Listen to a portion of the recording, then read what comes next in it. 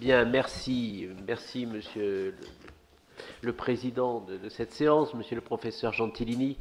Euh, Peut-être je représente le ministère des Affaires étrangères, mais pour avoir vu un certain nombre de cérémonies ou d'activités où quand vous arrivez, vous êtes ovationné par la foule, je suis sûr que vous représentez bien plus que moi l'aide publique en matière de santé de la France. Ça, il n'y a pas photo, comme on dit les jeunes maintenant. J'ai peut-être un peu moins d'humour que vous et en plus le thème que l'on m'a demandé de présenter ici ne prête pas toujours à sourire puisqu'on va parler de chiffres, on va parler d'état des lieux, on va parler de perspectives, on va parler de stratégies qui s'établissent dans des conférences, dans des réunions de bureaux, parfois, il faut le dire, un peu coupées des réalités du terrain mais qui actuellement sont le paysage tel qu'il existe en matière de santé mondiale. Vous voyez dans mon intitulé que j'ai mis, non pas pour faire le malin, mais Sénégal, Mauritanie, Guinée, Guinée-Bissau, Gambie, Cap-Vert et Sierra Leone, je suis en fait le seul en matière de santé au ministère des Affaires étrangères sur le terrain pour travailler sur tous ces pays. Donc un monde que vous avez connu avec une présence physique importante des moyens, ce monde a changé. Et donc ce dont je vais parler, c'est souvent une connaissance parfois académique et pas suffisamment de terrain comme nos prédécesseurs et vous-même avez pu le faire. Et ça, c'est peut-être un des facteurs qui doit être pris en compte sur comment finalement se décident actuellement les stratégies en matière de santé mondiale. Néanmoins, où est-ce qu'on est, la présentation que je vais vous faire donc, va être un cadre une présentation rapide de l'aide publique au développement et ce qui la sous-tend, quelques caractéristiques en matière de santé, où en est la France avec une stratégie qui vient d'être élaborée et que le nouveau gouvernement ou le nouveau ministère devra endosser pour qu'on la mette avec un plan d'action réaliste, et 2 ou 3 initiatives particulières de la France qui montrent que nous avons encore une capacité d'innovation.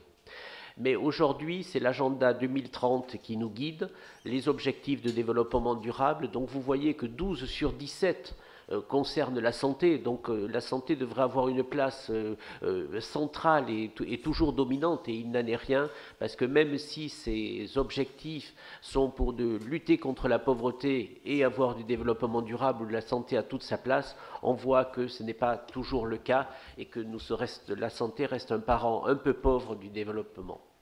En matière de France, nous avons un comité interministériel qui, le 30 novembre dernier, il n'y a pas si longtemps, a fixé 5 grands objectifs. Et vous voyez que ce sont quand même des objectifs extrêmement théoriques qui vont dans le sens de ce qu'il faut faire, bien sûr. Adapter la politique, c'est la moindre des choses. Accroître les moyens financiers, vous allez voir qu'il y a de la marge de manœuvre. Moderniser les instruments d'intervention, bien sûr, ça change et il faut introduire avec les nouvelles technologies, avec des capacités de se produire ou de parler d'une partie du monde à l'autre en direct. Donc il peut y avoir des choses qui bougent. Mobiliser tous les acteurs au service du développement, on l'a vu ce matin, des partenaires nouveaux viennent, et donc là aussi, que ce soit des partenaires financiers, mais des partenaires techniques, les ONG sont de plus en plus professionnels, les fondations occupent une place importante, donc il y a des acteurs qu'il faut intégrer, et tout ceci, bien sûr, doit se faire dans un cadre transparent et de redevabilité, c'est la moindre des choses, on l'a vu dans des événements récents. Qu'est-ce qu'il faut retenir du CICID? Alors, M. Gentilini, vous parliez de l'Afrique, ne figurait pas dans l'intitulé du gouvernement, mais néanmoins, l'orientation prioritaire, c'est l'Afrique. Donc, l'aide publique au développement doit y consacrer au moins 20 milliards entre 2014 et 2018. Comme vous voyez qu'ils ont fait la réunion en fin 2016, ça devrait apporter en 2017 et 2018 des sommes considérables, parce que nous sommes loin de ces 20 milliards, qui ne concernent pas tous la santé, malheureusement. Et 75% de l'effort de l'État doit se faire en subvention et en prêt souverain, c'est-à-dire qu'il s'agit vraiment de renforcer tous les services publics. Une liste de pays prioritaires a été définie, et vous voyez que dans ces pays prioritaires, c'est essentiel, c'est l'Afrique. Donc il n'y a pas, c'est l'Afrique et l'Afrique francophone. Il y a une concentration de notre intervention sur les pays francophones. Des pays, le Ghana est la seule exception. mais c'est parce qu'il a des charges de maladie et un indice de pauvreté qui sont encore importants. Et vous voyez que des pays importants, comme la Côte d'Ivoire, hein, ne figurent pas parmi les pays prioritaires. Le degré de développement des pays fait que certains, finalement, sortent du cadre d'intervention. En matière de santé, qu'est-ce qu'il faut retenir? Ce suicide, malheureusement, excusez-moi de parfois utiliser ces termes pour le ministère qui m'emploie, mais là je pense qu'il a été obligé de marquer un certain nombre de choses parce qu'il fallait pas revenir en arrière. Et donc l'effort exceptionnel qui a été consacré à la lutte contre les trois pandémies, tuberculose, sida et paludisme, le suicide a vraiment marqué qu'il fallait maintenir cet effort parce qu'il y avait des risques que ça diminue. Et le deuxième objectif, c'est qu'il faut maintenir l'effort, mais il faut honorer ce qui a été pris. Vous allez voir dans les chiffres qu'on a parfois quelques difficultés. Et la dernière recommandation du CICID, c'était d'adopter une nouvelle stratégie où on a mis on a mis qu'il fallait renforcer les systèmes de santé et la couverture santé universelle comme des points phares. Les maladies non transmissibles et la sécurité sanitaire, on en a parlé, mais vous voyez aussi que la coopération avec les établissements d'outre-mer est un point important et on verra que dans les transferts financiers, cette décision pèse beaucoup. L'aide publique au développement. Si je dois parler de l'aide publique en santé, je dois parler du total de l'aide publique au développement, parce que c'est quand même là qu'on puise notre intervention. 8 milliards d'euros en 2015. Nous sommes le 5e contributeur. Ça paraît magnifique comme cela, mais il faut dire qu'entre 2014 et 2015, nous avons perdu une place, puisque c'est le Japon qui nous est passé devant. Donc on n'est pas dans une phase très dynamique, et vous voyez qu'avec le taux de 0,37%, on est loin de l'objectif de 0,7%, et surtout on voit qu'il y a une certaine diminution, puisqu'en 2010 c'était 0,5%. Un autre chiffre qui est malheureusement très parlant, c'est qu'en 2010, la France, la Grande-Bretagne et l'Allemagne étaient au même niveau, de 9 milliards d'euros. Nos deux pays européens sont passés à 16 milliards, presque 17 pour le Royaume-Uni. Donc là, vous voyez qu'il y a une diminution de l'aide publique totale qu'il convient vraiment d'endiguer. Et le nouveau président, dans son programme, a dit qu'il allait arriver à cet objectif de 0,7%. Donc on ne peut qu'espérer que tous ces engagements seront tenus. Il y en a beaucoup, mais celui-là, bien sûr, sera pour nous déterminant. Néanmoins, et je l'ai mis en italique, on voit aussi que dans la répartition de la charge mondiale, la France ne peut pas tout faire, et que malgré cette diminution, nous voyons que par rapport à notre richesse nationale, nous tenons notre rang. Alors ça, c'est facile à dire comme cela, mais c'est quand même un argument pour montrer que malgré tout, l'objectif de solidarité n'est pas absent. Il faudra faire plus, mais on ne peut pas nous reprocher de ne pas être au niveau où on devrait être. C'est peut-être un peu politiquement correct de la part du représentant du ministère, mais on est obligé de le signaler. Quels sont les canaux de l'aide publique au développement? Là, on a une orientation qui est bien sûr nouvelle, c'est-à-dire que ceux qui étaient jusqu'aux années 2000, le bilatéral était prépondérant. Maintenant, l'aide bilatérale totale se répartit en 60% pour le bilatéral et 40% pour le multilatéral. Et dans le multilatéral, il y a une répartition pratiquement égale entre ce qu'on donne à l'Union européenne et aux autres organisations multilatérales. Vous verrez qu'en matière de santé, ce n'est pas tout à fait la même chose. La destination géographique, l'Afrique est toujours le premier bénéficiaire de notre aide, mais il faut noter encore, malheureusement, j'emploie plusieurs fois cette verbe, malheureusement, il y a aussi une baisse de l'intervention en Afrique, puisque vous voyez quand c'était jusqu'à 55% en 2011 et qu'on a diminué à 44%, c'est-à-dire une différence quand même significative. L'aide bilatérale en santé. Je vous inflige un petit tableau pour vous montrer combien il n'y a pas de prévisibilité et la grande variabilité.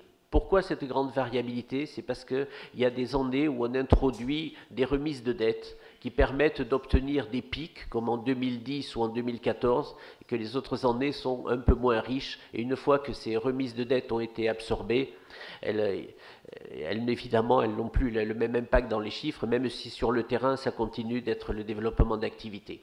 Mais vous voyez que quand même la part de l'APD bilatérale française santé, en 2015, c'était 2% de l'aide bilatérale totale.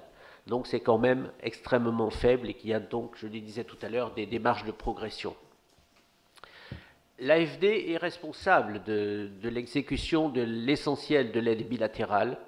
Et vous voyez que les chiffres finalement reposent à peu près sur ces 100 à 150 millions d'euros par an, puisque que ce soit entre 2007 et 2012 ou dans la période 2012-2014, on est à peu près sur ces chiffres-là. Vous voyez aussi que la subvention Muskoka a permis à l'AFD d'augmenter sensiblement ses interventions et surtout de rester dans le paysage bilatéral santé. On peut se demander s'il n'y avait pas eu cette intervention Muskoka, dont je parlerai un peu plus tard, si notre place en santé serait bilatérale, serait toujours là.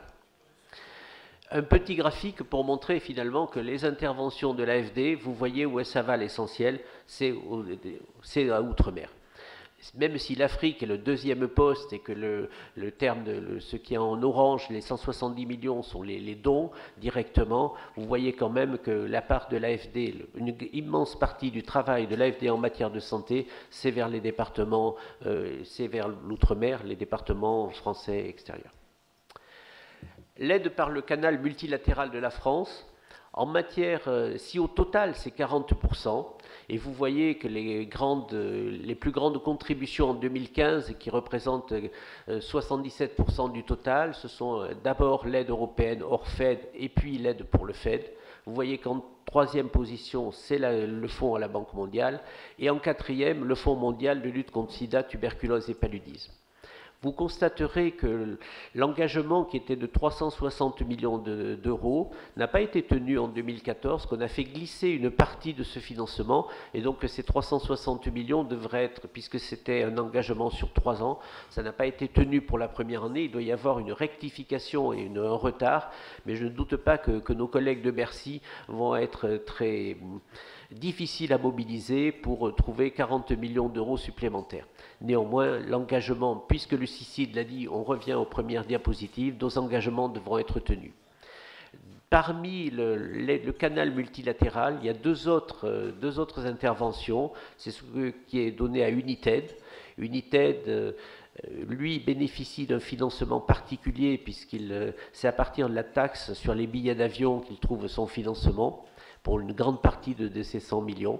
Et nous restons le deuxième contributeur de l'United. Je rappelle, pour ceux qui ne l'auraient jamais entendu, que nous sommes le deuxième contributeur du Fonds mondial de lutte contre le sida, tuberculose et paludisme depuis le début, un fonds dont nous avions d'ailleurs participé grandement à sa création et à son installation. 80 millions d'euros supplémentaires pour Gavi, qui est une alliance globale pour la vaccination, donc qui permet d'introduire de nouveaux vaccins et qui a quand même, du point de vue de la vaccination, malgré des hauts et des bas certaines années, on a quand même maintenant un nombre de vaccins qui a sensiblement augmenté en Afrique pour les enfants, et la France y a contribué, parce que cette contribution aujourd'hui de 80 millions à Gavi, elle est par un mécanisme extrêmement curieux qui a permis à Gavi de lever beaucoup d'argent pendant les 10 années précédentes, et nous contribuons maintenant au remboursement de ces prêts. Donc, un bilan rapide de l'APD en matière de santé, je le répète, vous voyez, 12 des objectifs de développement durable concernent la santé, et on voit qu'il y a une diminution. On aurait pu montrer certaines courbes qui montrent qu'il y a une stagnation de l'aide publique au développement en matière de santé, tous pays confondus, et que s'il n'y avait pas les initiatives multilatérales, il y aurait une baisse assez sensible. La part de l'APD en santé représente 9 à 11% du total. Rappelez-vous, le chiffre de 2%, c'était que pour le bilatéral, donc le multilatéral nous permet de monter presque à la barre de 10%, mais nous reconnaissons tous que c'est insuffisant. Et en plus, cette APD est très fluctuante d'une année à l'autre et va donc à l'encontre de la déclaration de Paris, où nous nous étions engagés à avoir davantage de prévisibilité pour permettre aux pays de savoir vraiment où ils allaient et mettre des plans à long terme. Vous voyez que nous avons du mal à tenir Et pour finir, 60% de notre aide publique au développement passe par le canal multilatéral. Donc tout ça pour arriver finalement à une stratégie qui a été révisée et pour les années à venir, 2017-2021. Cette stratégie est un texte qui a été adopté par le précédent cabinet du ministère des Affaires étrangères. Donc maintenant, je l'ai dit déjà tout à l'heure, il faut qu'il soit transformé en plan d'action. Et donc ça devrait permettre à la nouvelle équipe ministérielle de montrer que vraiment elle souhaite s'engager sur cette voie. Parce qu'il y a des grands défis, hein, l'ambition est la palissade, il y a vraiment des grands défis à relever et nous avons des valeurs et des valeurs et des atouts que nous pouvons défendre et sur lesquels parfois nous sommes attendus. Et c'est bien sûr ici, à une réunion conjointe d'académies de médecine francophones, je suis sûr que l'attente est grande, l'attente des Français pour intervenir et faire en sorte que notre savoir-faire soit utilisé, et attente de nos collègues africains pour avoir des atouts, des arguments supplémentaires pour lutter contre toutes les maladies qui se développent et que l'on pourrait parfois réduire. Le constat, c'est que malgré les progrès incontestables qu'il y a, il demeure quand même de très grandes inégalités sociales et territoriales.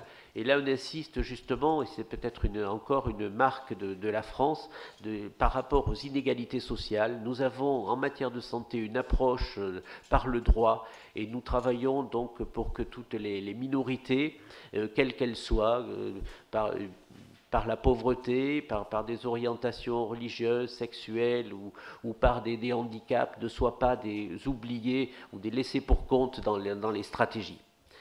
Si les nouveaux défis de la santé mondiale, c'est dépasser bien sûr les maladies infectieuses. Le professeur Bricaire en a parlé ce matin, il y a eu beaucoup de succès et il y a une réduction, mais malheureusement la place des maladies non transmissibles est en train de monter pour diverses raisons, des raisons qui s'expliquent par des changements de style de vie, mais des raisons sur lesquelles, on l'a dit, de génétique, ou en tout cas de modification génétique, sur lesquelles il sera plus difficile d'intervenir et qui montrent et qui nous disent que nous avons une tâche devant nous peut-être encore plus considérable que ce que nous pensions.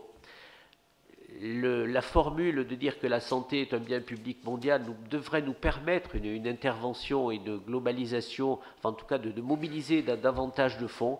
Donc espérons que ça sera le cas. Sur l'action de la France, donc, intègre tout cela et finalement va s'articuler autour de 4 priorités: renforcement des systèmes de santé, renforcer la sécurité sanitaire, promouvoir la santé des populations et promouvoir l'expertise, la formation et la recherche et l'innovation française. Je vais vous faire juste un petit commentaire sur chacun de ces 4 priorités. Tout d'abord, c'est des systèmes de santé accessibles. Bien sûr, il faut qu'ils soient accessibles géographiquement, mais accessibles financièrement, et les stratégies actuellement de couverture sanitaire universelle ou couverture maladie universelle selon les pays travaillent sur cette accessibilité. Accessibilité pour tous. Des services pérennes et résilients, ça paraît de soi qu'on ne doit pas mettre en place quelque chose qui ne pourra pas s'inscrire dans la durée, mais l'insistance, c'est aussi de dire qu'il faut une qualité des services et qu'au-delà d'une couverture géographique, sans qualité, on n'atteindra pas de nos objectifs. Et pour cela, donc, il faudra associer l'intégration entre maladies non transmissibles et maladies transmissibles. Il n'y a pas d'opposition entre elles, il doit y avoir complémentarité pour que tous les services soient développés dans les formations sanitaires, quel que soit leur niveau. La sécurité sanitaire au niveau international, l'épidémie Ebola, dont je ne parlerai pas, a quand même montré qu'il y avait des enjeux de sécurité sanitaire et que là, pour le coup, des moyens pouvaient être très rapidement dégagés pour lutter.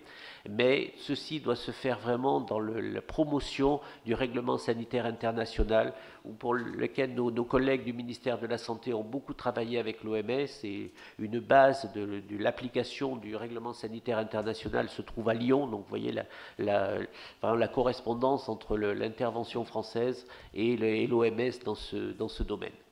Renforcer l'action de l'Union européenne en matière de sécurité sanitaire internationale.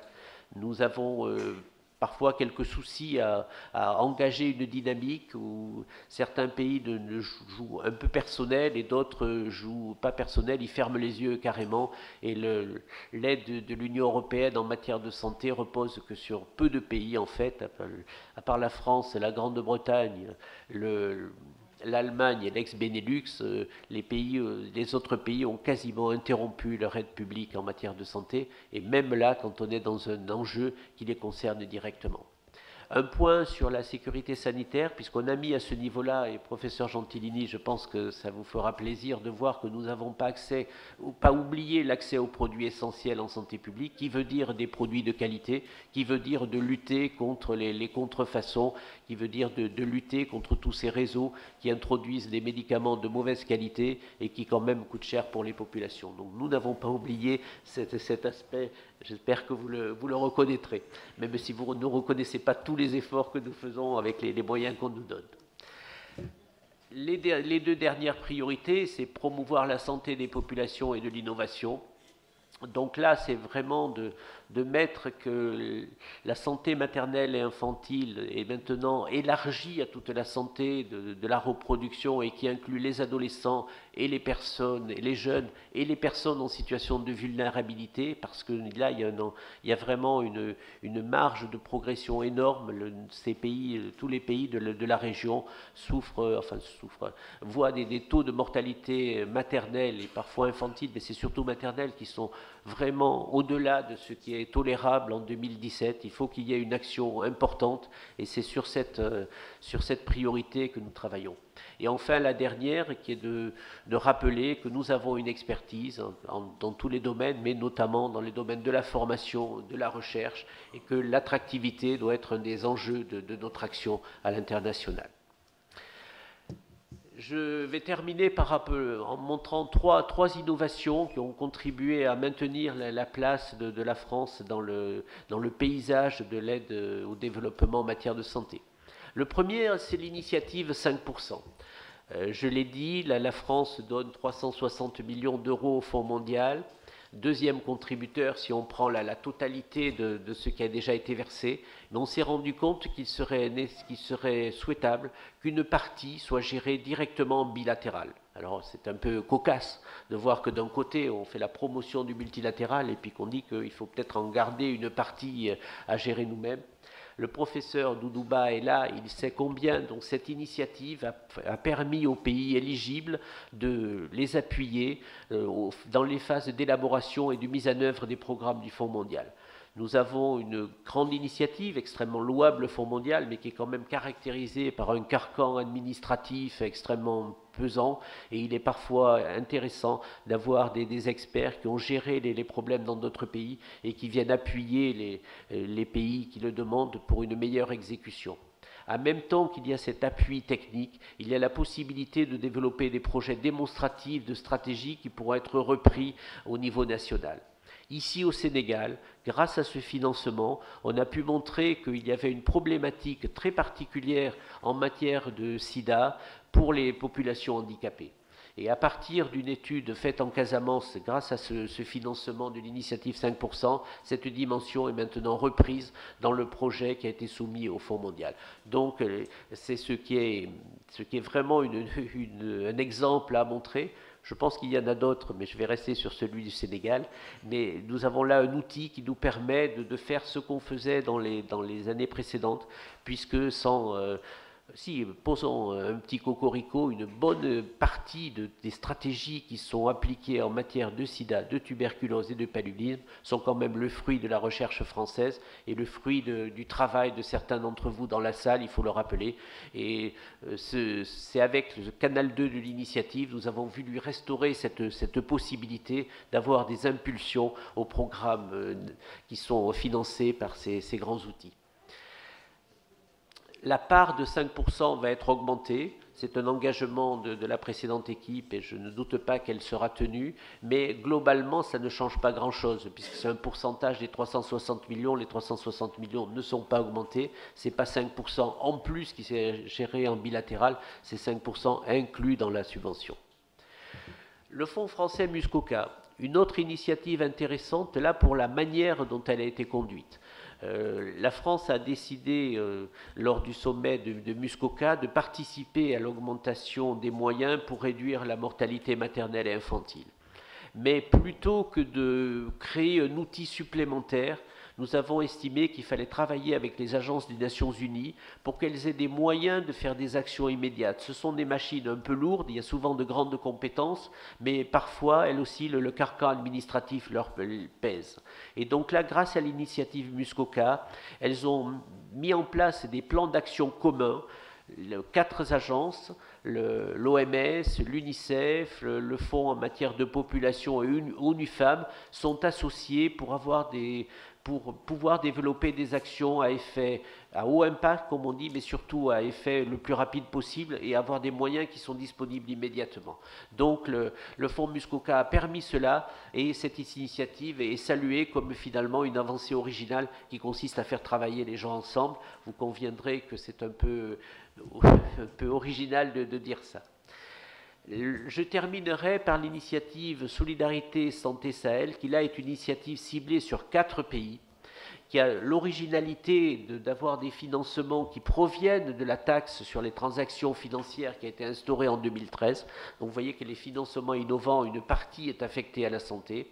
Et là, elle permet dans ces 4 pays d'améliorer l'accès financier aux soins des enfants, l'accès aux soins des enfants et des femmes enceintes en développant l'appui aux mutuelles, l'appui à certaines gratuités, l'exigence d'avoir des carnets de santé pour les enfants. Ça paraît là aussi en 2017, on en est encore là, les enfants n'ont pas de carnet de santé et n'ont pas d'état civil, c'est même ce que je voulais dire en premier, donc on ne sait pas les trouver après dans les statistiques. Donc là nous avons une initiative qui permet une concentration géographique sur 4 pays où cette problématique est très importante.